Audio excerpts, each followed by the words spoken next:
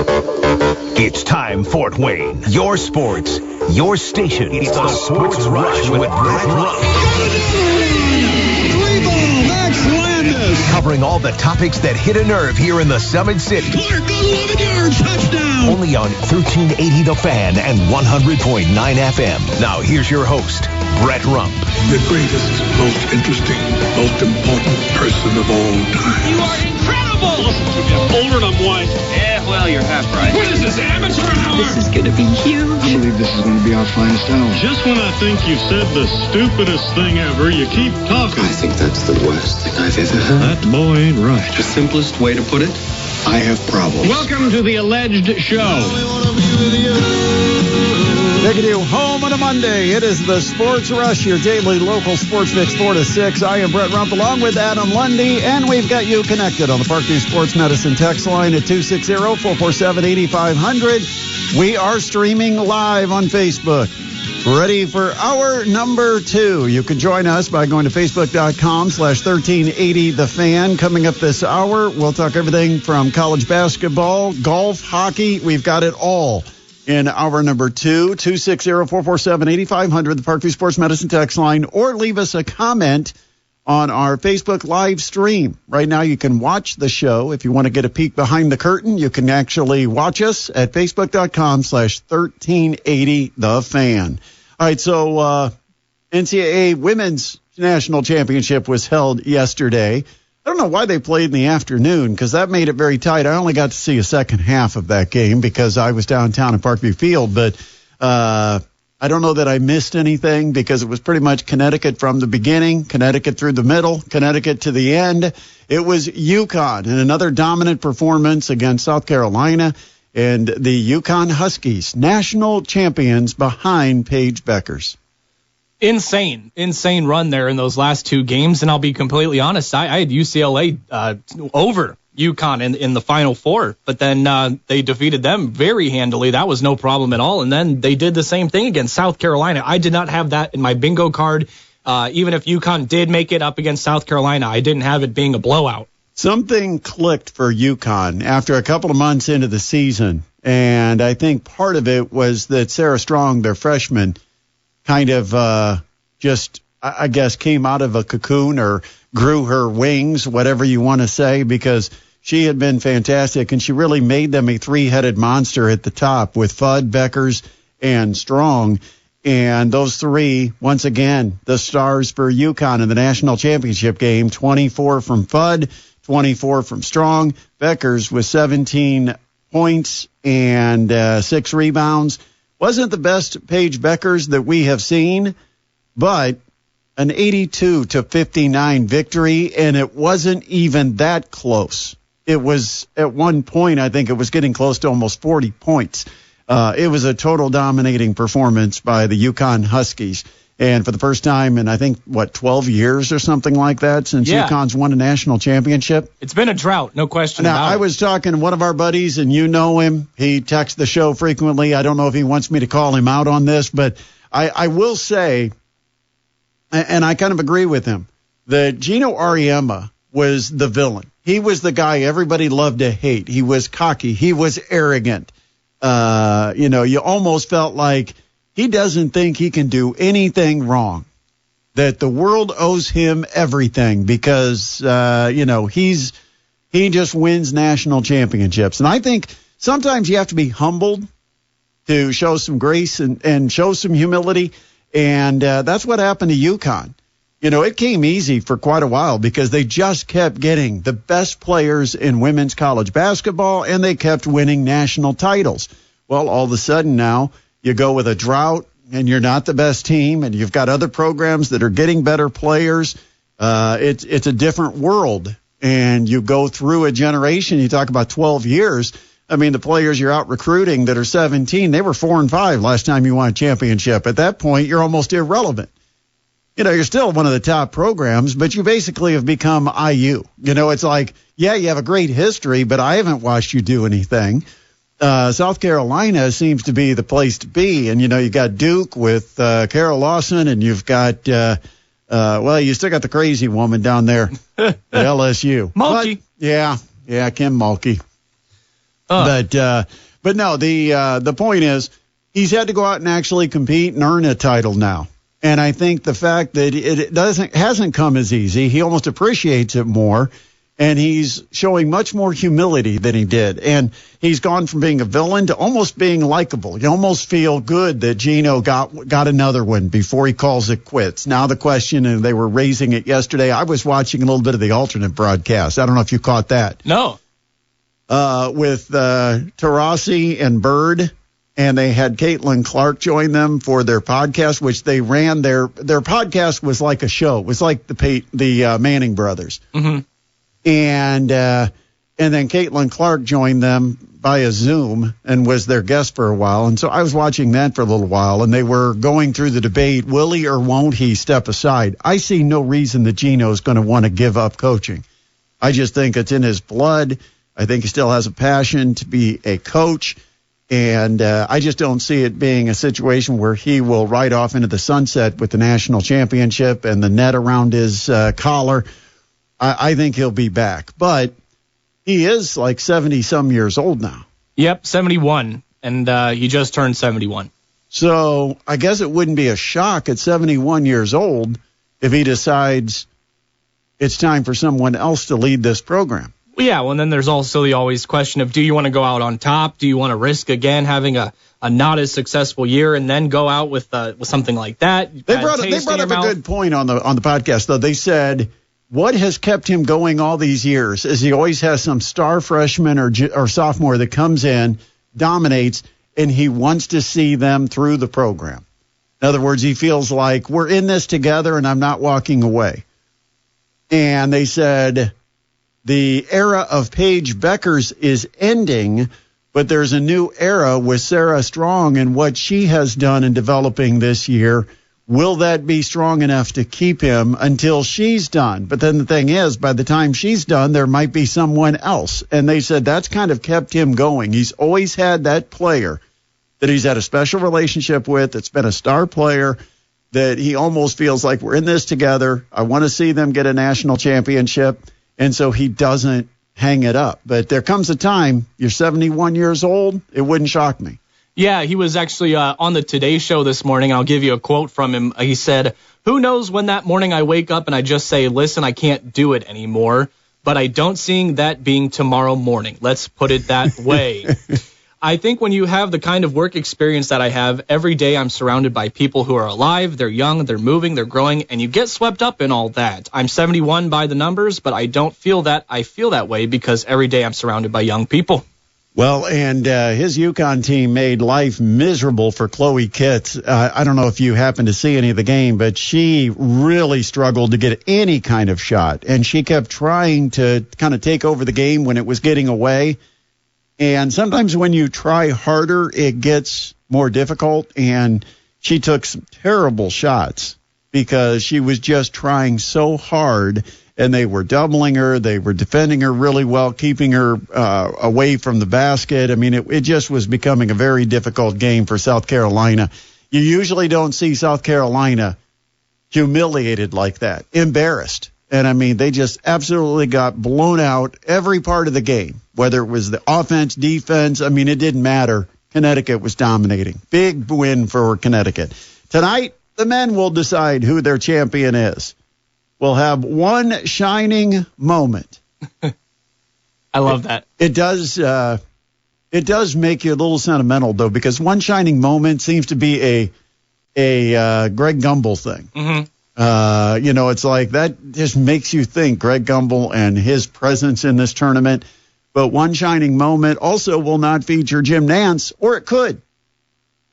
Jim Nance, we might see a lot of in one shining moment. Normally, we probably would never see a shot of Jim Nance during one shining moment, but I would not be surprised if Jim Nance, with the tear in his eye when Houston made it into the national championship game, if that doesn't somehow find its way into one shining moment tonight. Wouldn't be surprised, but yep, that's the classic song that plays when they cut down the nets. So who do we have tonight? Who do I have in the game? Yep.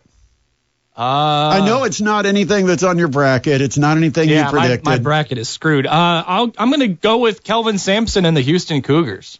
All right, so I've got to somewhere. I don't know if I wrote it down on the sheet. I thought maybe I did, but I got to find it because I know somewhere I wrote it down. Did I email it to me? Did I text it to myself? What did I do with it? I think I texted it to you, didn't I? You texted it to me. Oh, goodness. Yes, I did. I said, look at the 1380 bracket bash. Yes. Our first place person at this point is Ronald. Ronald. Just goes by Ronald. He's got 276 points, and right behind is Butt Whoop with 274. Look out for Butt Whoop. Butt Whoop's only 2 points behind, but here's what makes tonight kind of interesting is our first place, Ronald. He's picked Houston to win tonight's game. Both of them had the exact same matchup. They both had Florida versus Houston. But Ronald took Houston to win. Butt Whoop took Florida. Ooh, so it's coming down. Our grand prize is going to be decided with who wins the game tonight. Nobody else is in the running because one of those two guys is going to win based on who wins the game. So if you're in third place, you're already out of it because you can't get more points than those guys. They're already ahead of you. So it's down to those two. Yeah, and it really comes down to if Houston can force the high-powered offense of Florida to settle down and play at their speed. I was so close. You were. I had the Final Four, and then I picked Auburn and Duke to be the national championship game.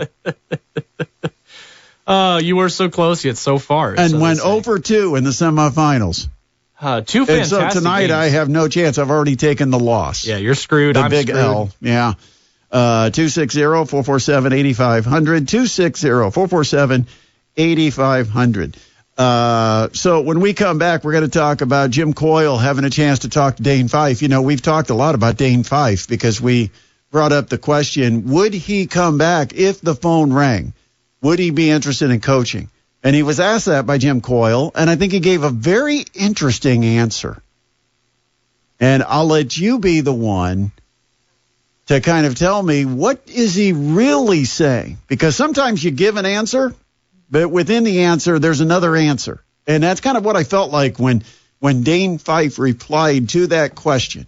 And so we'll let you hear it. We'll play the clip from the Jim Coyle Indiana Sports Beat program from earlier today. Also, a big moment in hockey. And, of course, it's Masters Week. And we've got some special programming with the Masters, so you won't be left behind on what's going on at Augusta this week. It's all coming up on the Sports Rush on 1380 The Fan and 100.9 FM. Also, make sure you get your car to where I take my car for any kind of service or maintenance, and that is Cruzy Automotive Service. They've been in business over 40 years, serving Northeast Indiana customers. In fact, people actually go great distances to make sure they take their car to Cruzy for any of their routine maintenance on their vehicle. And the reason they do is because they can trust them. They know they'll do a great job. They're very conscientious. They're ethical. And they'll get you taken care of where you're a customer much more than just a number or vehicle.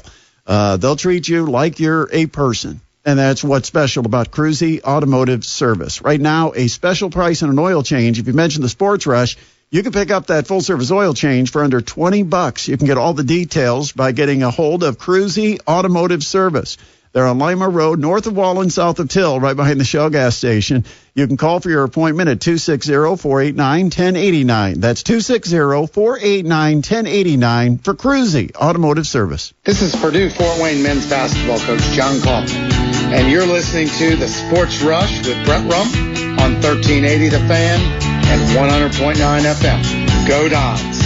Parkview Sports Medicine text line is 260-447-8500. We always like to hear what's on your mind. 260-447-8500. Also, you can watch us today because right now we are on Facebook, streaming live at facebook.com/1380thefan. Be sure to check it out and let us know that you're tuned in by leaving us a comment. Ryan, of course, has left us plenty. He said, what was it? Oh, he asked if Sampson wins tonight, does he retire?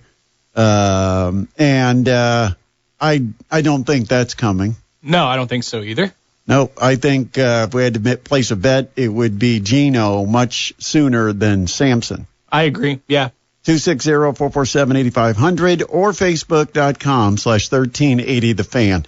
We've talked a lot about Dane Fife with the coaching change at Indiana and feeling like Dane Fife still loves the Hoosiers. He also has a great passion for Michigan State, but he spent a lot of his time growing up in Michigan, worked at Michigan State with Tom Izzo, so he certainly is a huge, loyal fan of the Michigan State Spartans, but he still lives in Indiana, went to IU, and is a passionate Indiana Hoosier living in Bloomington.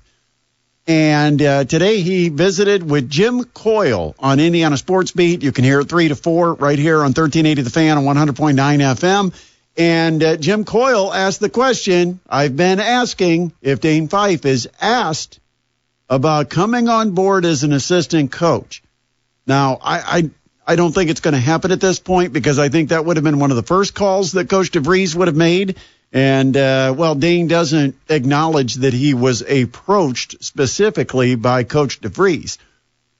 But I would have. I would have called Dane Fife and say, look, nobody knows this state has networked with the coaches, the AAU programs, etc. in this state more than you have over the last decade. If we want to be important in the state of Indiana, I need somebody that knows how to recruit the state of Indiana. And I would have called Dane Fife and say, how's that insurance job going? But Jim Coyle asked the question, and I'm very intrigued by the answer. I'll let you listen to it, then we'll talk about it next. Do you anticipate getting back into coaching, or is that something that you want to step away from, just get into a normal life? You just said you've got a relatively normal life right now, and coaching is far from a normal life. Yeah, it is. It's having your weekends off and your nights relatively free, to go watch your kids, to do different things. Has been a blessing. And, Jim, you never say never, but one of the problems I've been having is I don't want to leave Bloomington. My daughters are holding me captive, holding my wife and I captive. We told them when we moved down here to Bloomington that we wouldn't leave. And so, any other coaching job outside of Bloomington would prevent me from leaving, because I'm not going to separate myself from my family, especially when my daughters are, they're growing up and they're almost out of the house. I want to see them through. So I just don't have any interest in coaching. It really limits my ability to coach. And I had opportunities. I'm not leaving my family. And I told them we'd stay in Bloomington, and it's just not worth it to move. And I'm in a really good spot in my life relative to my job and my family and where we live. So life couldn't be better.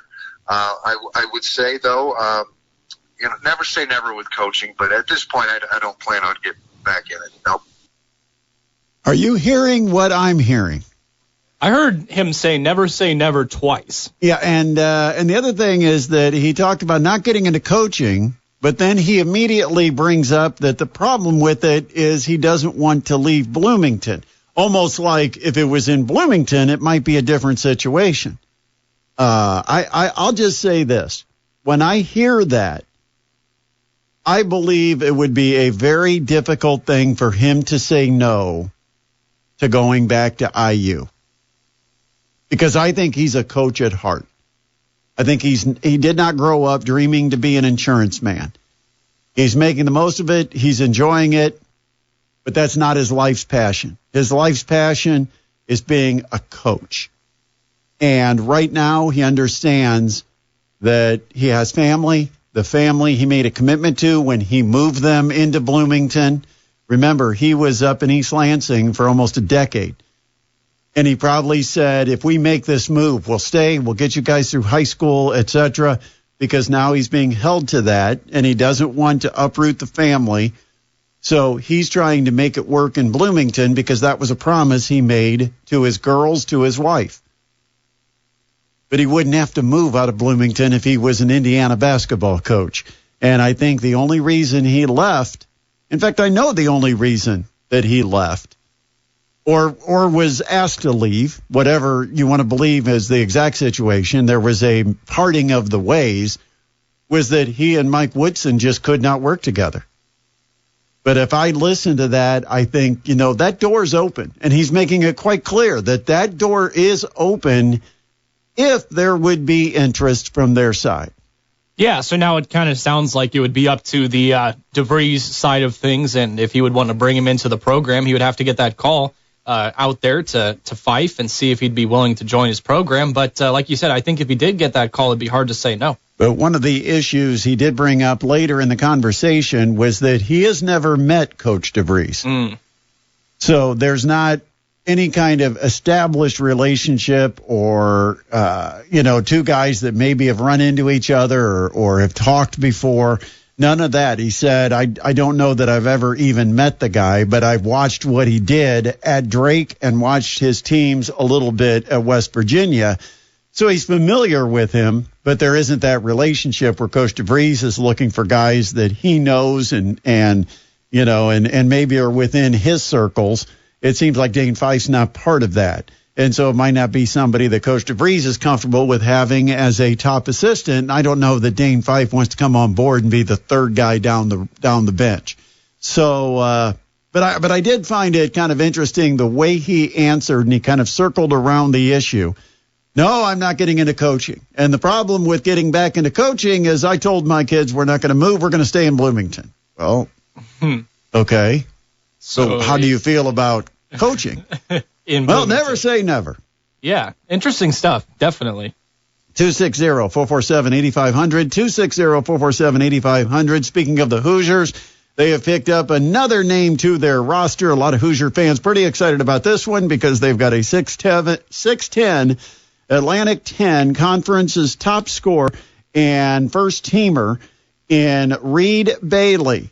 He comes from Davidson, 1 year of eligibility remaining, and last year the 6'10", 230-pounder averaged 18.8 points, 6.1 rebounds, 3.8 assists, shot 47.7% overall, and almost 42% from three on 41 attempts. So he wasn't a high volume, that's about a little over a shot a game, but when he did step out on the pick and pop game or whatever it was, I would imagine with Davidson's offense, it was probably a lot of pick and pop type of stuff, but he was able to hit them at a pretty high percentage when he did step out and shoot them. And so Indiana's got their hands on a guy that they need. They needed size on this roster, and they still need a big man, a true big man. But this is a big help to them to at least get some size on the roster. And, of course, they've got plenty of spots still to fill, 8 or 9 more names that should be added to the Indiana roster over the next couple of months. Yeah, I'm interested to see him play alongside Tucker DeVries. I think them at a small forward, power forward position, if they are able to bring in a traditional, solid big man, I think that could be a very good lineup because it's like what you've seen all around college basketball. You're seeing more height at the small forward position and at the guard positions. So. Yeah, length is important. I mean, you look at what Houston does, and I know Houston has a couple of smaller guards, but when I say smaller, I don't mean 5'8". I mean 6'1", 6'2", 6'3". They've got a couple of smaller guards, but they often are double teaming with a guy who's like 6'7", 6'8". And that gives them some length, makes it difficult to pass out of those double teams. But, it'll be interesting to see where Indiana goes now from here and who will be next. And there's some interest. There's some names being bantered about on the social media circles. I'll let those because, again, you can't tell what's a rumor, what's a report sometimes because social media will go crazy with something that doesn't really happen or doesn't exist. But we'll see where Indiana goes next. Also, Miles Colvin from the Purdue Boilermakers, former Boiler, has committed to Wake Forest, where he will be able to keep all of his original apparel that doesn't have a Boilermaker logo. Just take the P off. The black and gold of Wake Forest. He is now a Demon Deacon. He, of course, the 6'5" guard who played a couple of seasons in West Lafayette. He's originally out of Indianapolis, averaged 5.4 points per game last year for Purdue. 260-447-8500. 260-447-8500. Also wanted to mention this because, sometimes it's like you watch a player do something and it's like, well, that's just who they are. But then when the season ends and you look back on what the accomplishment is, you're like, that's pretty dang special. What we were seeing this year just doesn't come along.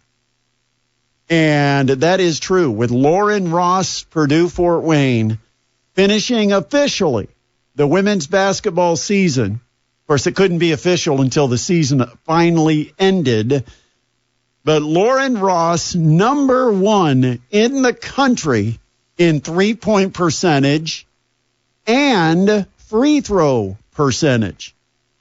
Both categories, no one better than Lauren Ross. And I started to think about most three-point shooters are not players that really attack the basket or are in there fighting for rebounds, picking up fouls. They don't get to the line a ton. And you've got to have a minimum number of makes and attempts to be able to even qualify on the list. But Lauren Ross did get to the free throw line, ended up shooting 95% at the charity stripe. And she hit 47.6% of her three-point tries, which was almost a full percentage point above everybody else in women's college basketball this year. Now, I know one of the great debates that was going on social media, why wasn't she part of the three-point shooting contest last weekend or over this past weekend? Right. Well, what I was originally led to believe, and I never verified this, but what I was led to believe is the organizing committee for that event needed to know about a week ahead of time who was going to be their entries in the three-point shooting contest. And Lauren Ross and the Purdue Fort Wayne Mastodons had already won one game, maybe even 2 games by that point in the NIT. And so, therefore, they were going to be busy still playing. And if they won one more, she would be playing a game while they were supposed to be at the three-point contest. So they couldn't include her because of the team still participating in postseason play. She earned it. I mean, no one better. At least in the stat that matters, three-point shooting contest, not as big. But, yeah, no, huge congratulations to Lauren Ross. Way to just finish the season and just have an absolutely insane season of shooting. No question about it. And it just kind of caps off what was a really, really special season in Purdue Fort Wayne basketball. Most wins, program history. They advanced the furthest in the postseason, picked up 2 wins in the same postseason, ended up making it into the Great 8 of the WNIT. And by the way, Cleveland State did get knocked off in their next game by Buffalo, and Buffalo ended up winning the whole darn thing. And Buffalo got to host, I think, every round of the WNIT. Oh, wow. But you can't complain about it because they earned it. They were drawing 3,000, 4,000, 5,000 plus for every game that they played. That just unbelievable for spring break basketball in a tournament that's not the NCAA tournament. To get that kind of support and attendance, just remarkable. And they played Troy in the championship, and obviously Troy wasn't going to bring a ton of people up from Alabama. So that was huge for Buffalo, and they ended up beating Troy, I think, by 2 to win the championship. It was 2 or 4. It was a close game, but Buffalo ends up winning the WNIT. All right, we'll take a break. We'll come back. It is a Monday edition of the Sports Rush on 1380 The Fan and 100.9 FM. We are still streaming at facebook.com/1380 The Fan. Also, we've got our Parkview Sports Medicine text line open at 260-447-8500. Any questions, comments, or suggestions on this Monday? 260-447-8500. If you like cold weather, you basically have a nice week ahead of you because it is not going to be all that warm the rest of the week. Probably a good week for the Tin Caps to go burn 5 or 6 games on the road while it's cold, because next week at this point looks better.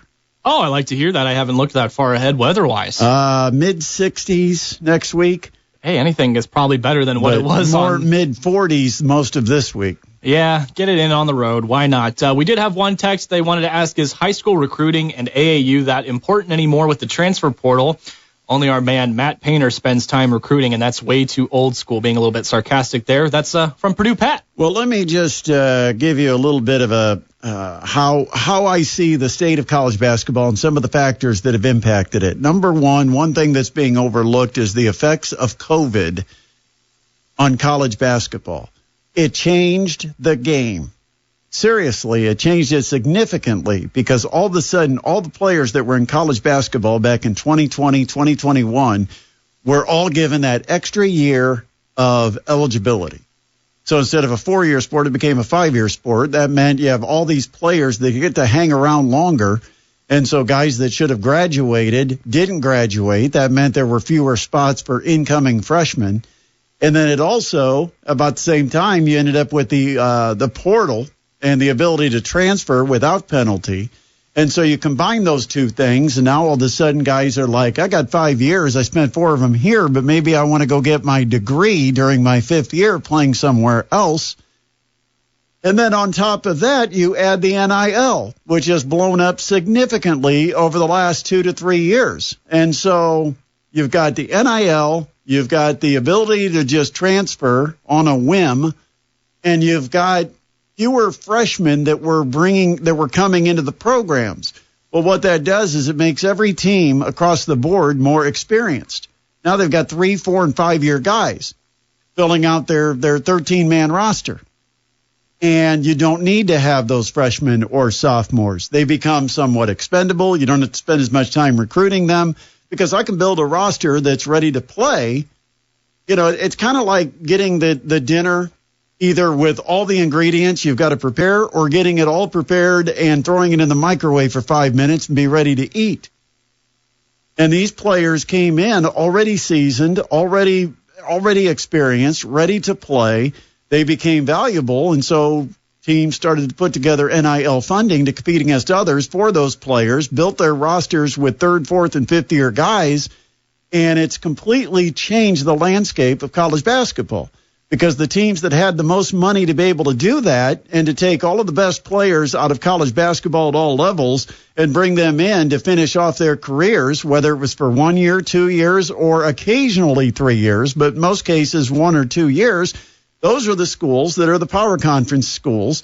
And that's why this year you probably didn't see a lot of mid-majors pulling upsets because the advantage the mid-majors used to have over power conference teams is they had that continuity and that experience. They had guys that came in as freshmen and they stayed for 4 years. And you don't have that anymore. And then you've got the best of the best out of mid-majors that are now playing power conference basketball, and whether that means they crack the starting lineup or they pick up a 6th, 7th, or 8th spot off the bench and they become a role player, they're still getting a lot of cash. They're flying around in style, probably getting better meals, probably being taken care of a little bit better than the budgets allow at the mid-major level. And so you saw mid-majors had some of the talent sucked away. You had the players that have been around for 5 years. Now you're getting these JUCO guys that had a year back in 2021 or whatever. They're getting another year, so you've got 6-year guys. Or if you want to believe April Fool's jokes, you can believe Hunter Dickinson's going to be back for a 7th year. He's coming back. Yeah, but don't be fooled by that. Don't. But the point is, COVID was a contributing factor to the state of college basketball today because it gave everybody that extra year, which threw rosters out of whack. Instead of having your 2 or 3 freshmen, your 2 or 3 sophomores, your 2 or 3 juniors, your 2 or 3 seniors, and they work through the program, and as 3 depart, 3 new ones come in, all of a sudden now you've got 6 of them that don't graduate. And what's it do? It kind of backlogs the entire roster.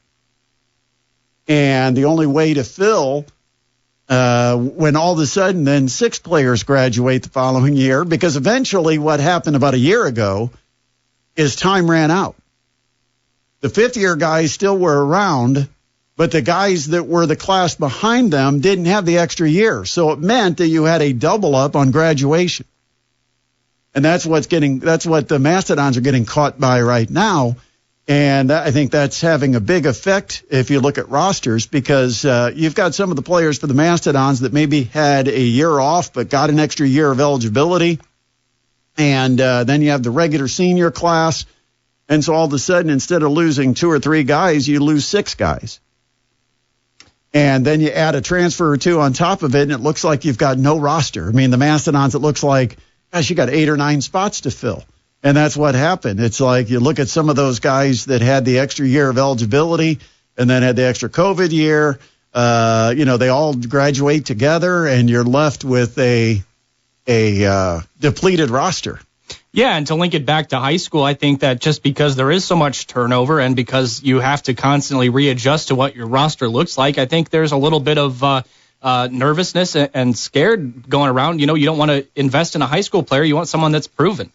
Dane Fife also said something with Jim Coyle earlier today where he said, if I was playing college basketball today or if I had anybody to advise, I would tell them enter the portal every year. Wow. Test free market. Yeah. Almost testing free agency. See what your value is. Rarely is it going to be less than you're currently getting. That's how much demand there is on these players. It's a crazy time we live in. It is very crazy. But anyway, it'll eventually settle. There'll be some way they'll figure it out. One day. Make it good for everybody and not just take care of all the top kings of the sport, which is what they've been doing in football. So I shouldn't be shocked if they do it in basketball. Yeah. 260-447-8500, the Parkview Sports Medicine text line. Still, we are streaming at facebook.com/1380 The Fan. If you've got any comments, you can drop them there. We'll come back, wrap it up for a Monday. On the other side, this is the Sports Rush on 1380 The Fan and 100.9 FM. This is Maria Marquesano, head women's basketball coach at Purdue Fort Wayne, and you're listening to the Sports Rush with Brett Rump on 1380 The Fan and 100.9 FM. I think tonight's game doesn't tip off till like 11:20 p.m. Is that about right? Somewhere around 11:20? It's always too late. It should be earlier. But I just noticed on the radio, when we wrap up here, we're going straight to Westwood One's coverage of the NCAA Championship game. Yeah. We take you all the way up to tip. We take you to the final buzzer. We give you the post game. And it's all right here on 1380 The Fan and 100.9 FM. Pretty excited about that. So you won't have to miss any of the game. If you've got errands to run, if you've got to work, you can listen to it right here all night. And it starts in about 5 minutes from now. Awesome. Who we got? I'm going to go Florida. I know I'm probably wrong because I've had an over weekend with the Final Four, but I'll take Florida. I'll take Houston. All right, and we will see how it goes and be able to talk about it tomorrow. Yes, sir. Also, Tin Caps on the off day, but we did have a chance to talk to manager Lucas Ray about a successful opening weekend series. Tin Caps took 2 out of 3 against the Lugnuts. And if you want to catch that interview with the Tin Caps manager, make sure you go to our podcast page. Wherever you listen to your favorite podcast, just search for The Sports Rush with Brett Rump. Have a great Monday night. Big thanks to Lucas Ray for joining us. We're back tomorrow 4 to 6 with The Sports Rush on 1380 The Fan and 100.9 FM.